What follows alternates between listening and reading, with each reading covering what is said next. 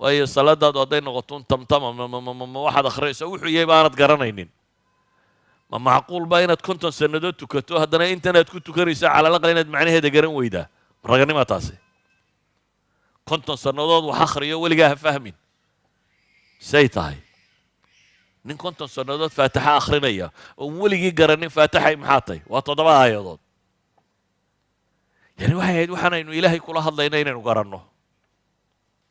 macaaniday sheegaysa inaynu garanno ataxiyaadkana inaynu garanno subxaana allahi wa bixamdi waxay tahay inaynu garanno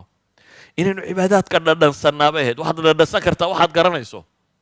waxaanad garanaynin ma dhadhan waxayni waxay iska noqdeen tamtama wax la qaybo uno sidaasaa loo sameeyaa ramadaanteenni saasaa loo sameeyaa xajkii saasaa loo sameeyaa laakiin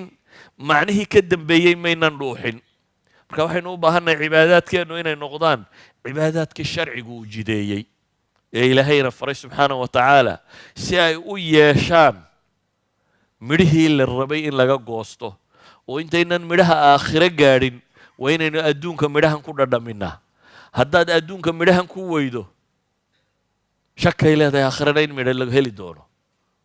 ilaahay fadligiisu waa badanyo odhan mayno la heli maayo laakiin